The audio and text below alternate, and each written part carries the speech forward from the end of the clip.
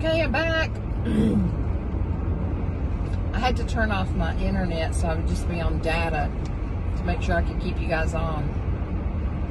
And when I did that process, it kind of went off screen, and I was afraid that even though it still said live, it might not still be live.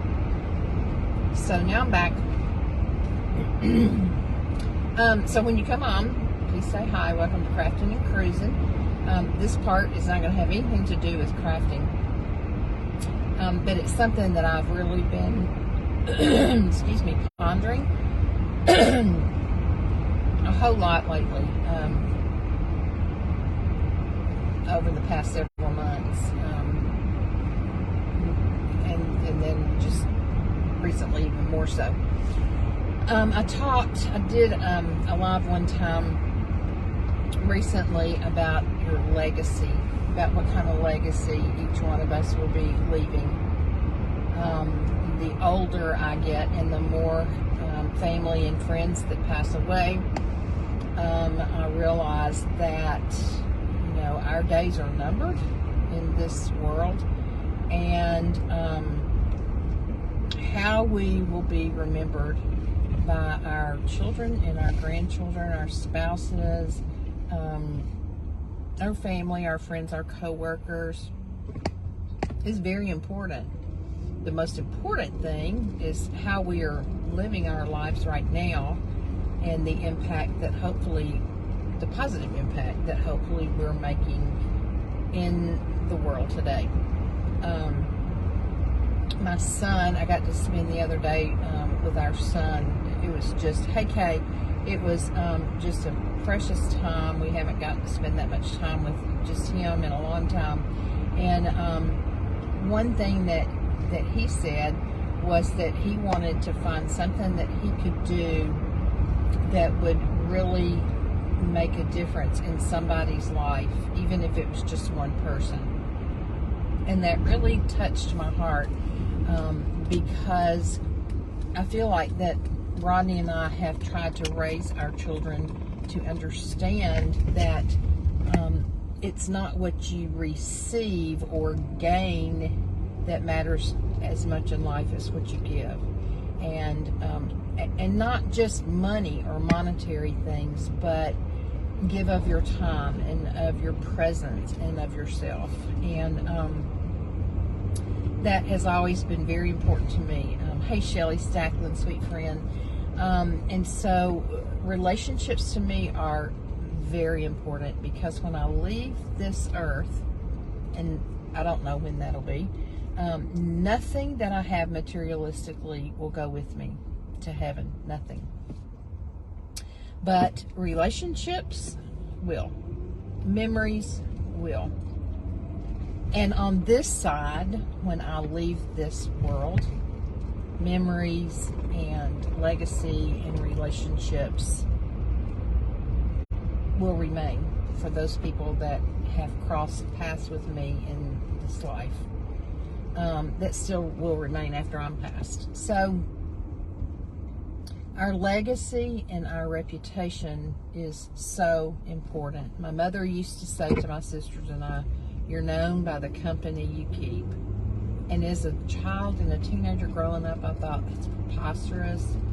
I'm who I am, and why does it matter who I hang out with? They're their own person, and they're responsible for their actions, etc. But as most of us do as we get older, we look back and we go, Mom was right. And in many ways, you are known by the company you keep. If you hang around or spend most of your time with people who are like-minded with you and who have the same kind of morals and standards that you do, great.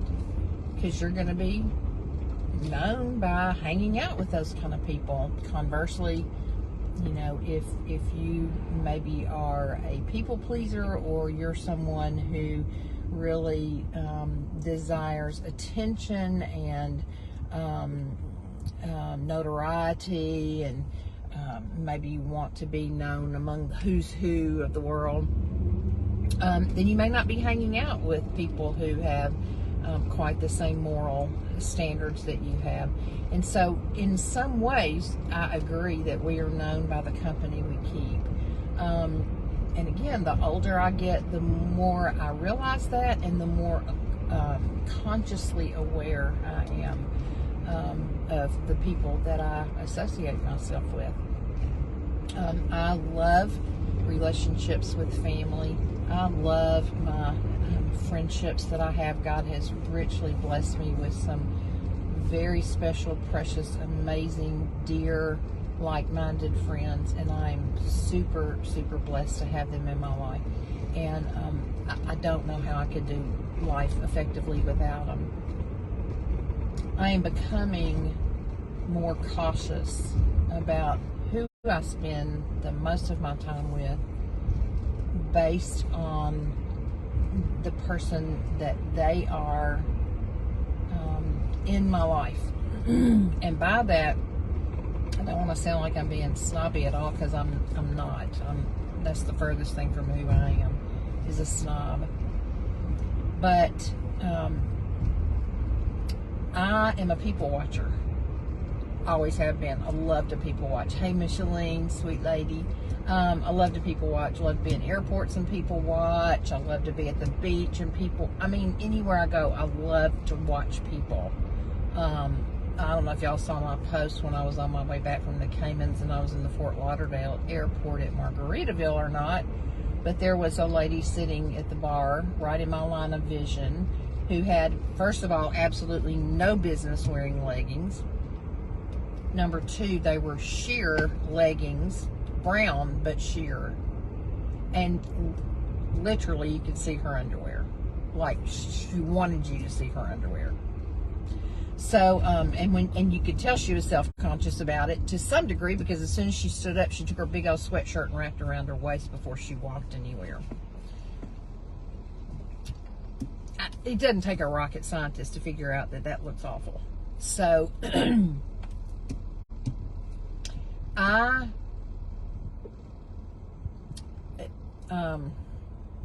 am going to be very careful about who I spend my time with in the future, and I want it to be people that are going to build me up and that are going to let me bless them and try to build them up. I have found so many of those people in the Czech Savvy Sisterhood that are such blessings. I have found other people like Deborah Jedd, who's been on here, that I met last year in the Bahamas, who just was very supportive of a ministry I've been involved with, and very supportive of me, and has just become a very dear and precious friend. And she's the real deal. She's who she says she is. She doesn't personify one thing when she's around certain people, and then when she's at home personifies something different, and then when she's with a different group personifies someone totally different. That's not who she is. Deborah is Deborah. And no matter who's around her and when they're around her or what the circumstances are surrounding her, she's Deborah.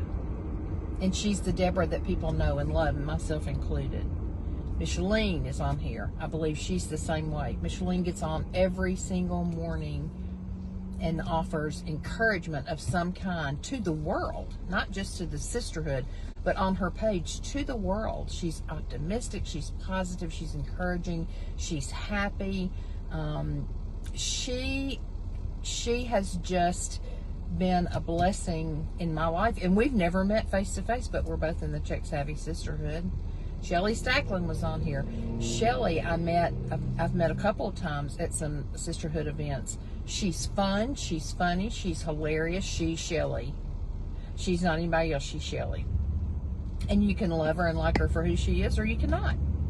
But either way, she is herself. She's not trying to be somebody that she's not. I believe that it all boils down to being people of integrity. And to me, integrity is who you are when nobody's looking. It's very definitely who you are when people are looking. But the real you, who are you as a person when nobody's looking? That's the real you. Now, is it a person of integrity? Maybe, maybe not. Only you can know that. But you influence how people perceive you by how you handle who you are in public. Does your talk match your walk? Are you trying to impress people, or are you just being you? And if you're just being you when you're around other people, is it the same you that you are when you're home by yourself, or when you're home with your family? I believe that being people of integrity, especially in today's world, is so important. People are watching us constantly, and I'm not talking about conspiracy theory watching all other countries and all. That's not what I'm talking about. I'm talking about everywhere we go, people are watching us. Hi, Ian. I wish I'd met you. Well, I did meet you in Bahamas, but I wish I'd been there to see you. Thanks for coming on. In this day and time, we are constantly under observation, particularly if you say you're a Christ follower, because Christians don't always represent themselves very well. And so we're constantly being scrutinized by those around us who hear our claim to be Christ followers. Really? Are you walking that walk? Are your words matching what I think would be a Christ follower? Are your actions matching what I think would be a Christ follower? Is that who you really are? Because I'm watching you to see who a Christ follower is, what that looks like. If you're a mom, if you're a grandmother, if you're a wife, when I look at you, when I listen to you, am I seeing that? Or am I seeing a facade of somebody that maybe you think you want to be, or you wish you could be? It's so important that our walk matches our talk.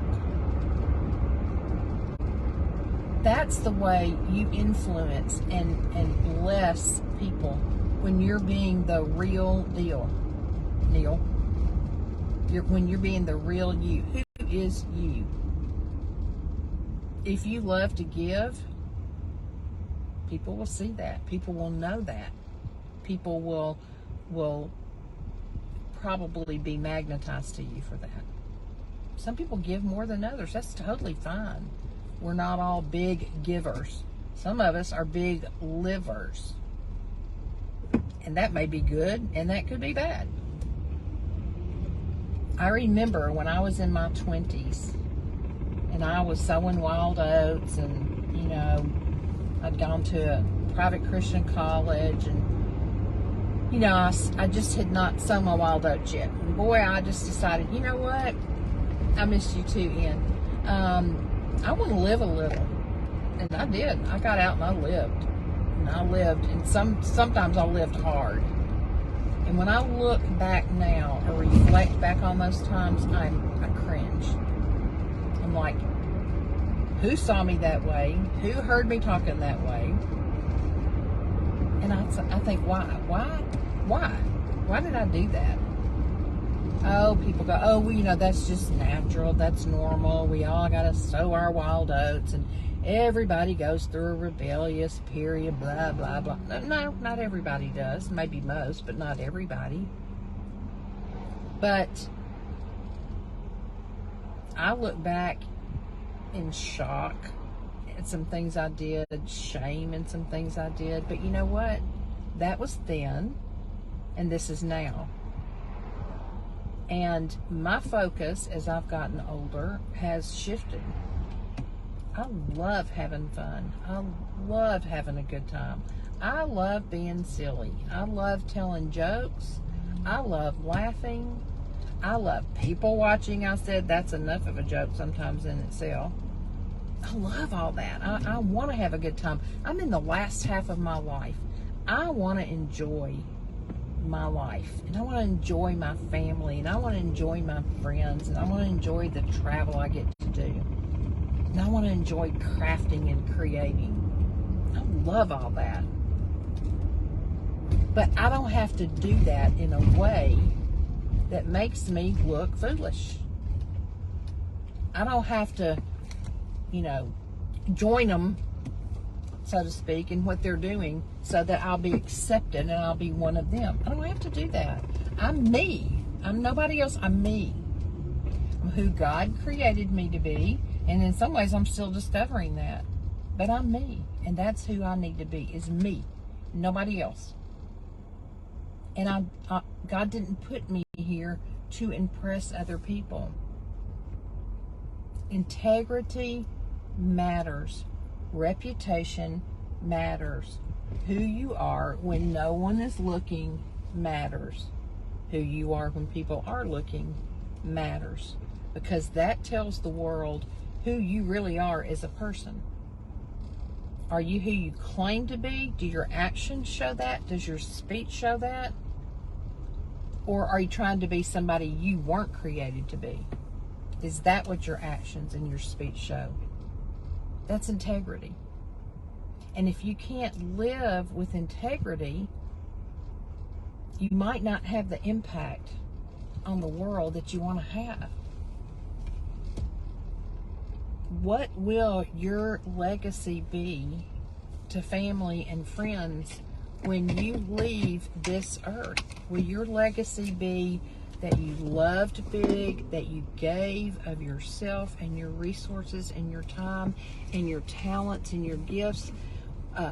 Will your legacy be that you were available to people, that you helped people, that you had fun but not at somebody else's expense? Or will your legacy be he or she was constantly trying to be somebody that God didn't create them to be?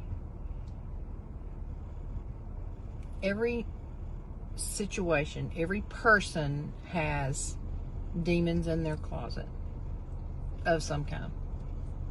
And I believe that every person has family situations that are painful, relationship with other people's situations that are painful. We all do. I mean, that's just, if you're alive, you have some situations going on, and they're not always fun.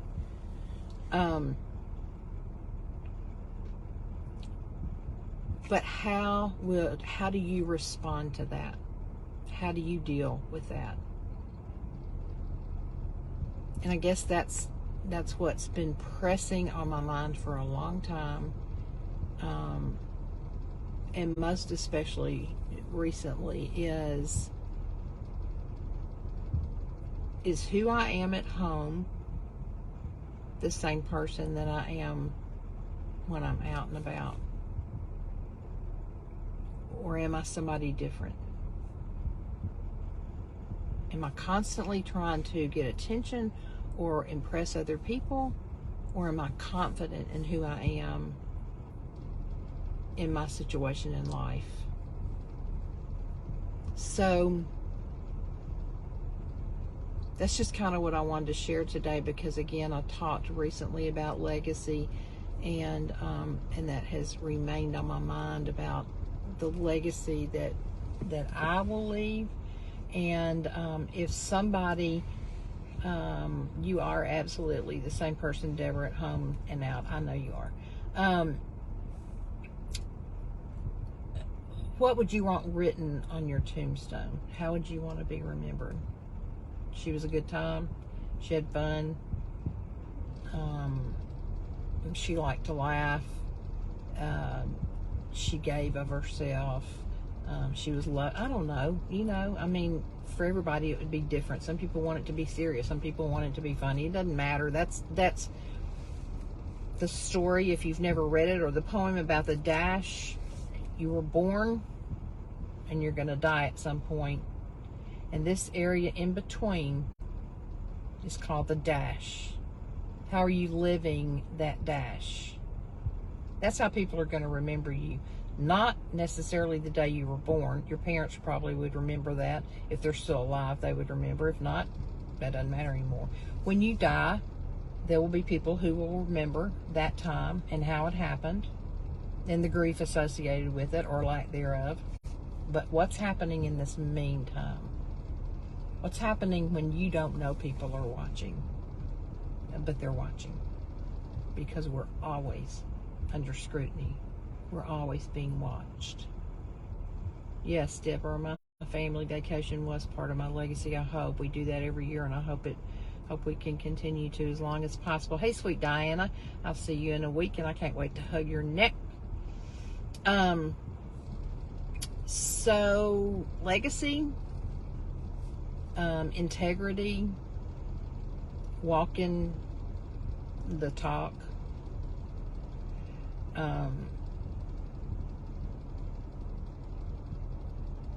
That's what's been on my mind. So once again, for anybody who was not on here to see this, I'm just going to hold it up and turn it around. This is what I did in the Caymans last weekend, or last week. Let me swipe the comments. Okay. This was a deep-sided canvas that I got from Cheap Joe's a long time ago, and I did a poured painting on this canvas before I left to go to the Caymans so it'd be good and dry. I bought this wooden outline of a seahorse at Dollar Tree. Most of these shells I had gathered in the Caymans when I was there on family vacation, and I took them with me after I cleaned them. Some of them I gathered on this trip, and there's a few on here that were in little bottles that I bought at Dollar Tree to fill in. This is sand from the Cayman that's mixed with some crushed glass and some more shells I found. So I had a blast. I think I did a live when I was doing this pour. So you can go back and watch that. You can see I put bling for the eyeball. Actually, 2 pieces of bling. Bling within bling. And then from a piece of blank canvas, I painted and cut out. Let me put it on here so you can see a Santa hat. So now my seahorse is a Santa. So when I get ready to make my Christmas card, my husband will take a picture of this, a high definition picture. He will print it onto cardstock. I will write a verse to put inside, and this will be my Cayman Christmas card. Then after that, I can simply remove this. Now it's no longer just Christmas, it's a mixed media painting. So, in the Caymans last weekend, that's why we usually go on a girls' trip, is to do our card. I had already done the painting, but I put it on, thank you, Diana. I finished the seahorse, put all the shells on, glued him down, put the sand and crushed glass down at the bottom along with some more seashells, put the bling on, made the hat. And so now all I have to do is figure out what I'm going to write on the inside. I'll type that up. My husband will put it all together. We'll make sure everything's like we want it, and then we'll print copies, and I'll have my Christmas card ready to go. I'm super excited because usually I don't get it finished. I get a lot done, but I don't usually get it finished. Seahorse is gorgeous. Love how you used up the shells. Thank you, Micheline. Thank you. It was fun. It was a lot of fun. Hey, Antoinetta, thanks for being on. Thank you so much. It was fun. I think this will probably be about the, I don't know, 10th or 12th Christmas card that I've made like that. Because when I used to take watercolor classes, our teacher encouraged everybody to do a painting around Christmas of some kind. It didn't have to be a Christmas theme. And then shrink it down into a card and send it out. And we would always send her one. And then when she had this big party that was called the Blas Party to chase away the winter blahs, and we would raise money for art teachers and schools, everybody would have sent her a copy of their card, and she had them all hung around her door frames and on her walls and stuff.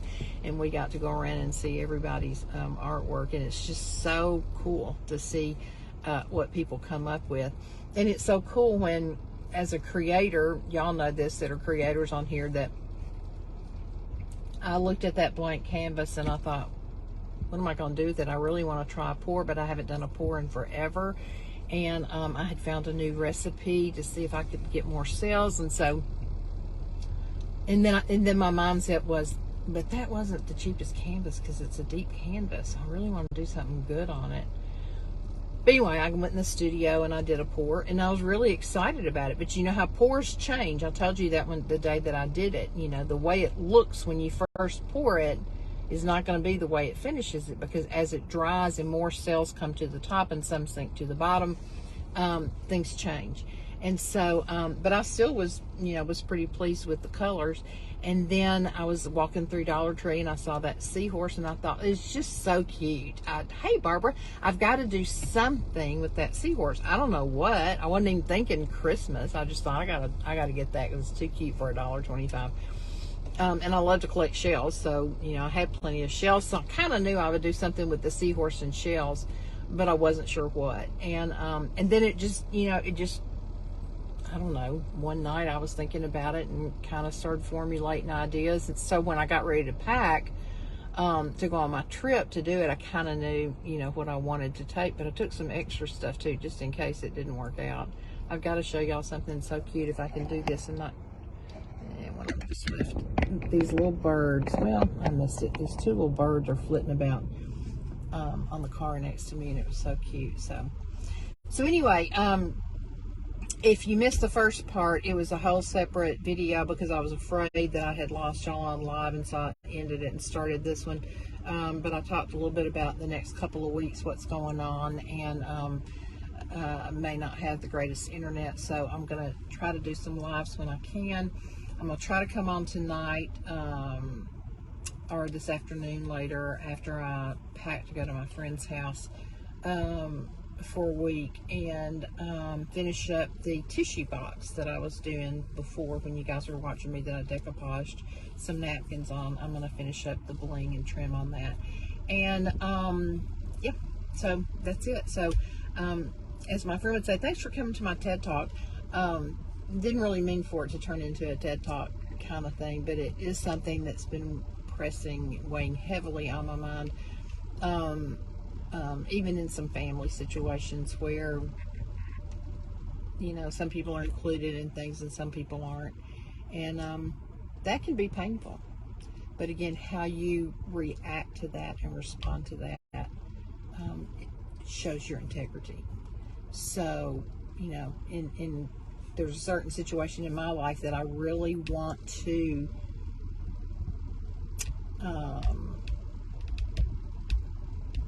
not lash out, but just say why. I don't understand, you know, why we're being excluded. But I don't need to do that. Clearly, we're excluded for a reason. And so that's on them. That's not on me. And so anyway, I'm going to go in Hobby Lobby. Thank you, Kay. Thanks for coming on. You have a wonderful, blessed day too, sister.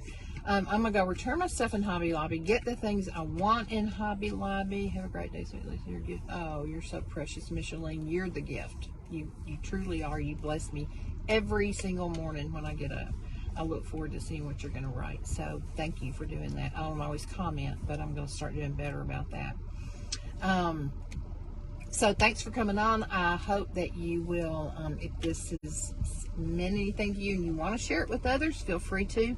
I'm not supposed to use that word, S-H-A-R-E.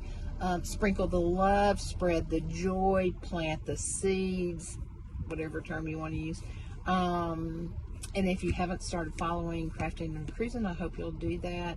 And soon I'll be cruising again in the motorhome some, and that'll be a lot of fun crafting in there. I have discovered that when I'm in my studio and I go back and watch it, it's very blurry. And I think that's because of the distance between my studio and my home where the router and the modem is.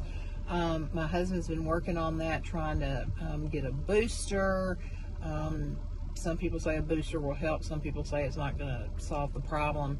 So I love crafting out there and having him out there reading comments and stuff. But until we can figure out the reason it's so blurry, then when I'm at home crafting, I'll probably just go in my dining room or my kitchen or somewhere and craft.